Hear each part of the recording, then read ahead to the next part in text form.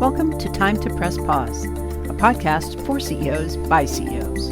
I'm your host, Ellen Williams, CEO of The Salient Strategist, and today I'm speaking with Paul Dupuis. Paul is the founder and CEO of Take 5 Global KK. He is also the former CEO and chairman of Randstad Japan and former head of Randstad India, and was recognized as one of India's best leaders in times of crisis in 2021. Take 5 Global is a consultancy firm focused on business advisory, leadership development, and M&A in Japan and India.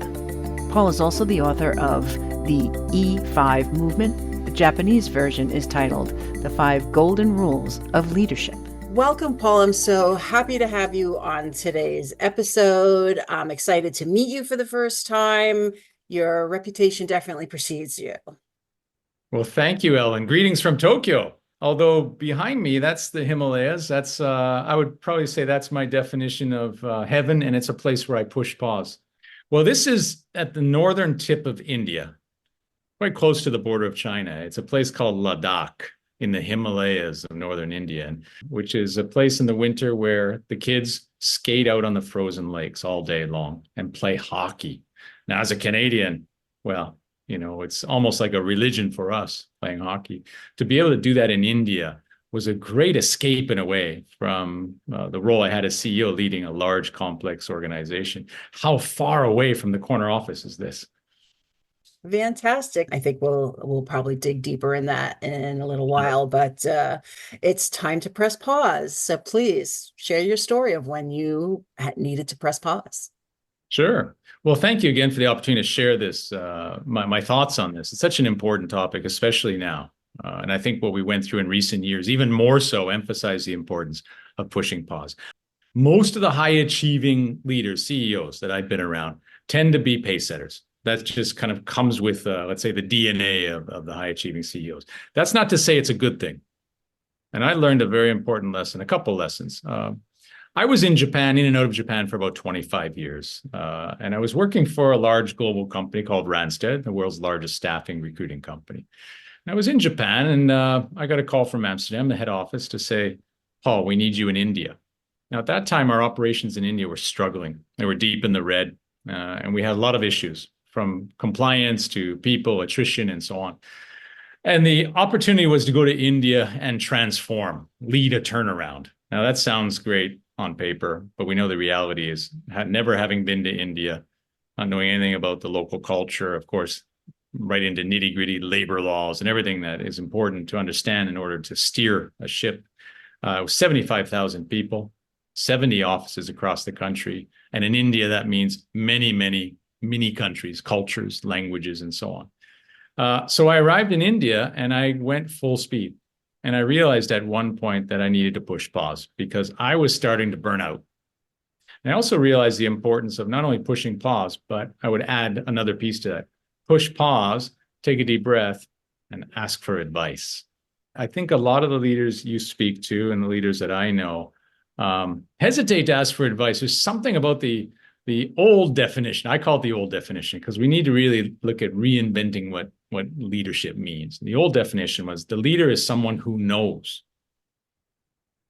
And the reality is nowadays information is at everyone's fingertips. If you want to know something, you simply go to Google or a Wikipedia or a ChatGPT, and you can get the answer to pretty well every question. So gone are the days where the leader was sitting in a corner office and team members would come to get an answer. The answers are all out there. So the role of the leader has changed significantly, especially in the past few years.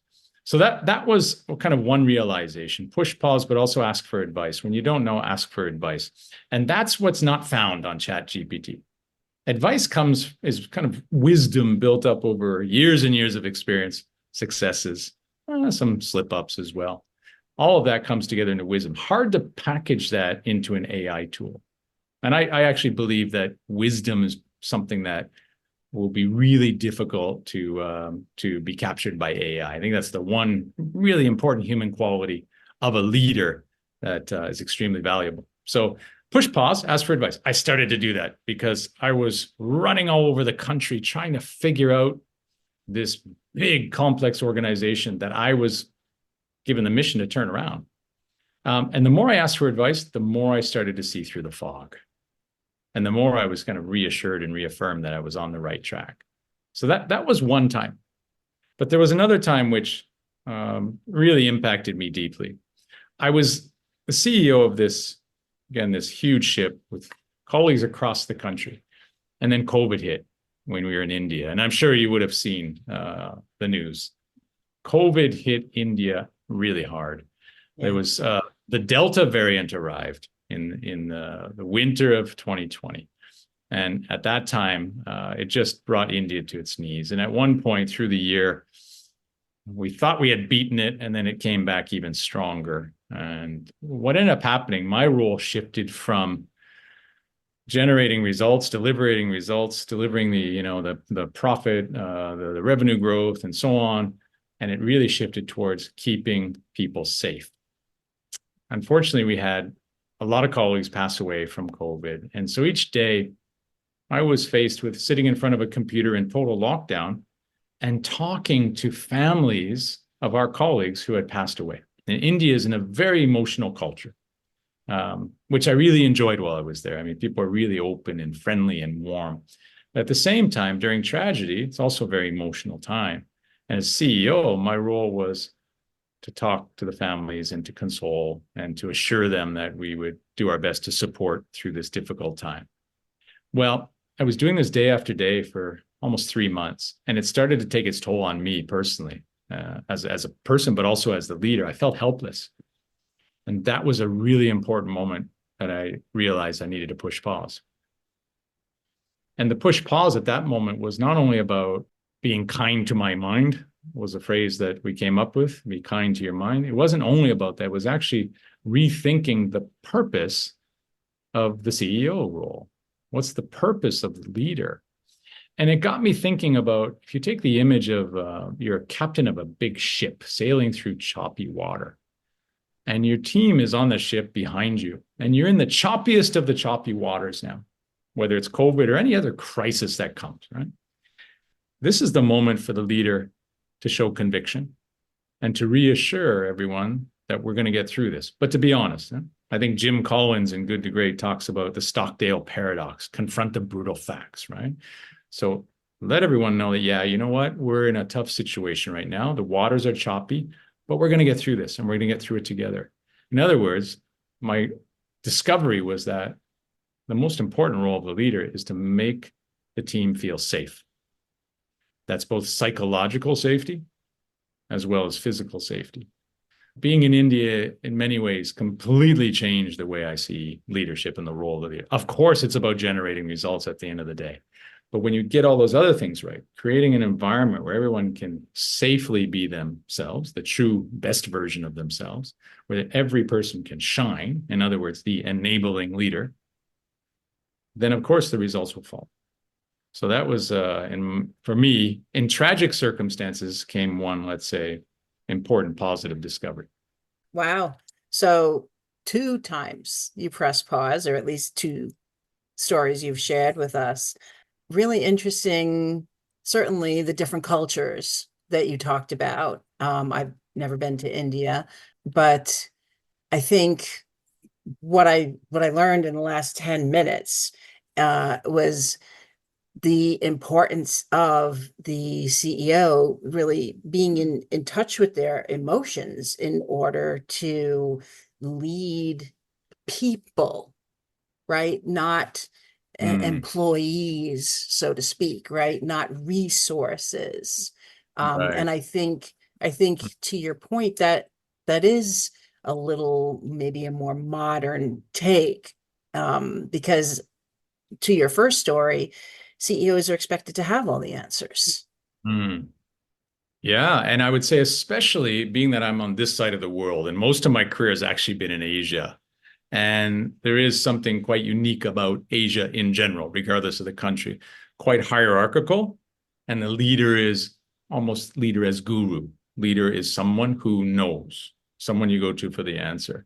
And clearly, in the new world of leadership, if we talk about leading into tomorrow, into the day after tomorrow, that style of leadership has quickly become archaic. It's not effective. The leader who spends his or her time focusing on enabling, and I'll use that word again, the enabling leader.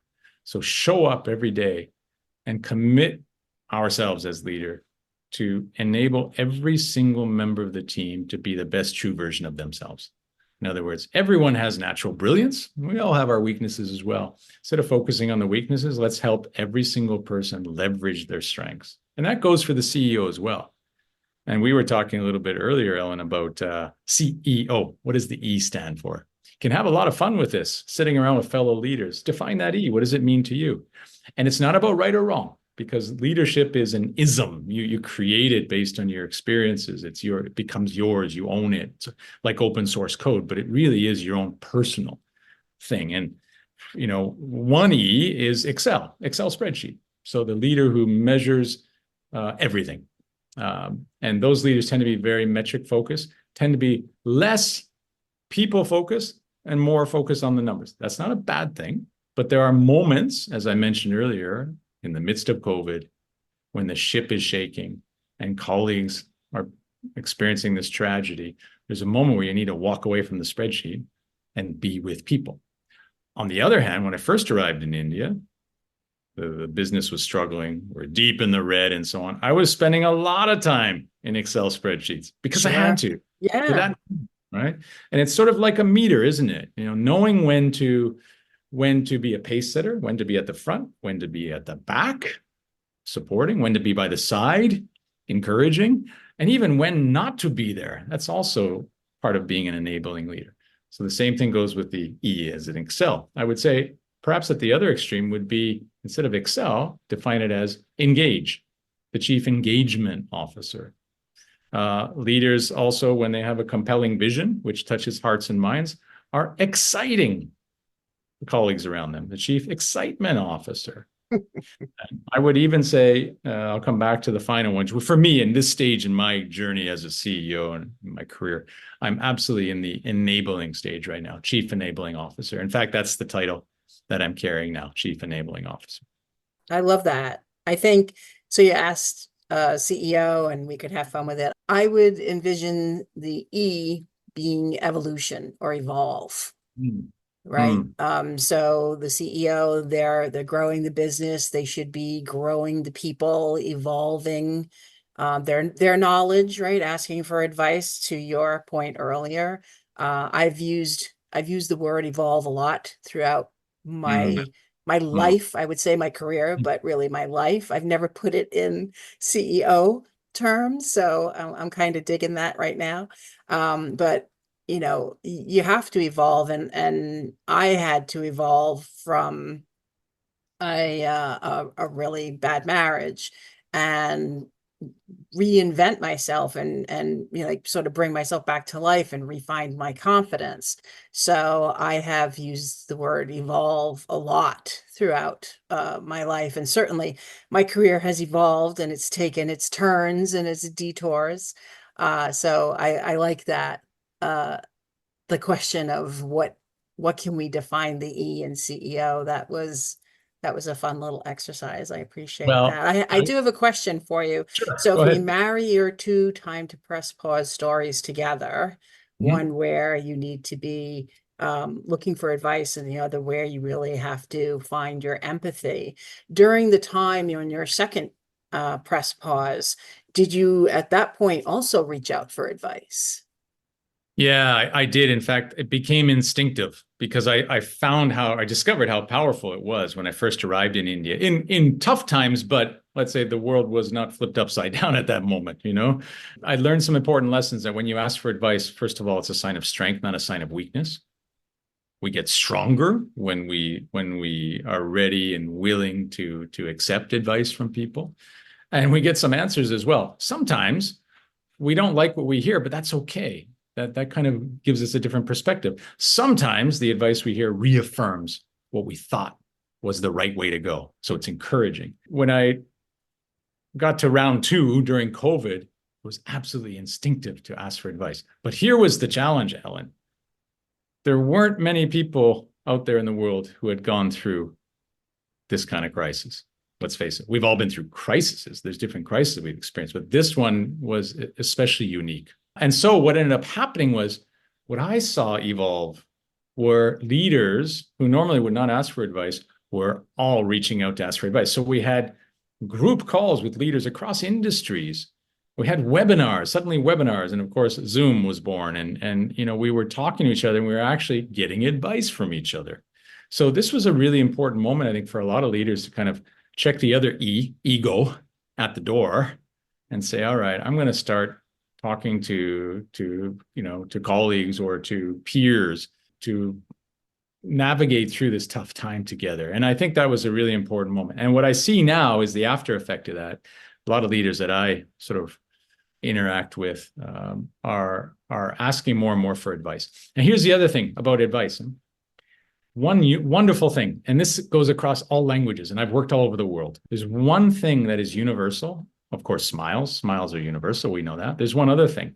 If you sit in front of someone in any culture, anywhere in the world, regardless of your role, and you say, hey, I'd like to ask your advice on something, the person who's on the other side feels good. They feel important. So there's something else that comes out of this. When you ask for advice, you're actually showing, well, first, I need advice. I don't have the answers. And secondly, you're making the other person feel important. And so that's where I've seen the magic happen. I've seen people feel good that they've been asked by me for advice. And I tell you what, I feel pretty good too when someone asks me. So yeah, I'm a big fan of asking for advice. I do it so much more now. I should have done it more when I was in my 20s and 30s. And here I am in my 50s asking for advice all the time, right? One of the things you said about advice, and I think it's a great topic, especially for leaders, is that advice isn't always a new piece of information. It can be reaffirming. Hey, I'd like your advice on this. And then the answer you get is exactly what you were thinking. And of course, there's reaffirming advice. But I must admit that when I hear the word advice, I do think that it's going to be some new piece of information. It's going to be something I hadn't thought of. And I will admit also that over the years, I'm a little older than you, society has shown that or has dictated asking advice is a sign of weakness. And that's something I'm still trying to move past and be willing to take advice. For years as a consultant, you did have to have the answer. Oh, I'm a consultant, I should have the answer. So when I don't, I feel like I should. And I'm thrilled to hear that even at a CEO level, not everyone has the answers. I would say, thank you for sharing that. You're spot on. We're not from that much of different of a generation. I think we both like 1980s and maybe 70s music as well, right? So the reality is we were raised in an era where leaders had the answers, teachers had the answers, and so on. But now it's actually about asking questions, right? It's provoking thought, prompting thought. But one important comment about leadership that I discovered as well, we talk about asking for advice. A leader needs to have conviction. At the end of the day, decisions need to be made. And sometimes those decisions are courageous decisions. And sometimes, in spite of all the advice from folks that you've consulted, that advice might be to go left. But at the end of the day, that leader may decide to go right. And that takes courage. But going through the process of asking for advice, considering opinions and facts before making a decision is an important part of being an effective leader. There are many times where I went in exactly opposite the direction from the advice that I was getting, but I took the advice and I reflected on it. I carefully considered it and then made my decision. That's also something important to consider. I don't think we should be zigzagging as well based on the advice we're getting. I mean, we consider it, we combine it with facts, and then we make the courageous decision. I definitely agree with that. Not all advice is going to resonate because, again, the advice comes from experience and wisdom, which you touched upon earlier. And my experience and your role where you are now are all different. And if I give you advice from a very different perspective, as you pointed out, it's something to consider. But if it just doesn't resonate, then it's not advice you need to take. It's just advice you need to listen to. And I think Yeah, that's an important key to asking for advice. It doesn't mean you have to actually take that action. exactly. Yeah, absolutely agree. So that's important, and I'll go back to what I said earlier. It's a sign of strength. I absolutely believe I became a better leader. Uh, I would even venture to say a better person overall during that time in India, through challenge. There's a Japanese proverb that I use often here, but it's, as the rain falls, the roots grow stronger. And it poured rain when I was in India leading that organization for the first few years. And then COVID hit on top of that. But to counterbalance that was the discovery that it's okay to push pause. In fact, it's important to push pause. It's just as important to ask for advice. That's great advice. I love it. It is important to push pause. People need that breathing room, that opportunity to think. Absolutely. So I do want to get back around to your hockey in Yeah. India. Speaking of pushing And pause, please, yeah. please, please tell us a little more about that. Sure. So I was based in Bangalore in South India, and as I said, leading the turnaround of the business. And I was just, I was running fast, and it was the most, let's say, exhilarating challenge, and probably the most difficult challenge I've had in my career. But I have to say, net, I was enjoying it. One day, I got a call from the Canadian Embassy in Delhi, saying that they were hosting an Indo-Canada friendly ice hockey tournament in this place called Ladakh. So I'm sitting in tropical Bangalore, South India, far, far away from this place. So I looked on the map and never heard of Ladakh. And when you look up Ladakh, what you discover is what you see behind me. That's Mount Everest in the background. It is the most beautiful place for me on earth. I just absolutely love it. The people are wonderful. It's a very different culture from most of the rest of India. It's Tibetan Buddhist. It's actually the summer home of the Dalai Lama. So it just added more richness to my India experience, going up there, joining the hockey tournament, playing hockey on this lake, which is at about 14,000 feet, almost Mount Everest base camp height, right? And then getting to know the local people, then lifting the layers and saying, what challenges are they facing? And how could I maybe enable and support? And that's when I discovered the battle with climate change, which is very real in the Himalayas. And to keep it really simple, this lake that you see behind me, this is actually a village lake. It's like a community center. So the villagers come together. They build this for the kids every summer or every winter. There are these villages all over this Ladakh region, very similar sets of lakes like this that are turned into rinks. But what's happening is the season's getting shorter and shorter every year. They used to be able to play from October until late March when the lakes were frozen over. Well, that's getting shorter at both ends. And that's even clear in the time I've been going, the past, 5-6 years at least. So that's clear. And so we're doing some volunteering in schools. It's an open invitation to anyone who, plays hockey. That's great. If you don't play hockey, if you're interested in visiting a place that's being affected by climate change and volunteering and being part of the cause, we welcome everyone. People come from all over the world. It's become quite an event.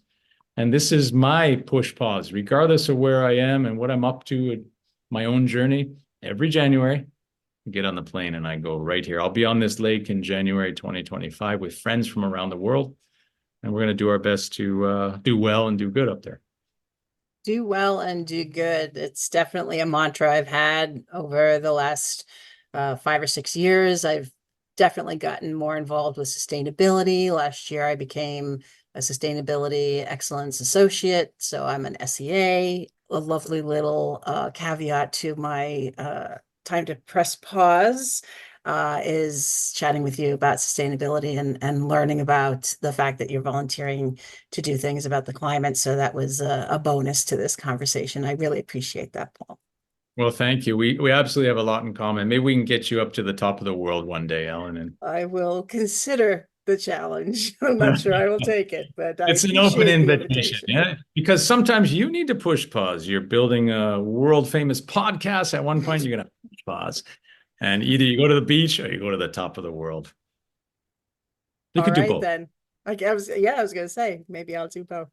I appreciate that, Paul. Thank you so much. It's really been a pleasure speaking with you.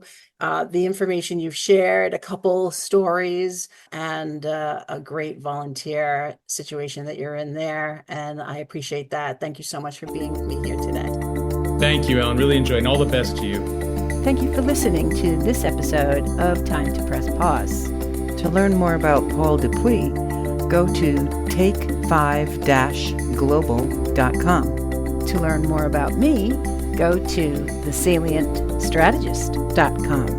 And be sure to join us again wherever you listen to your podcasts.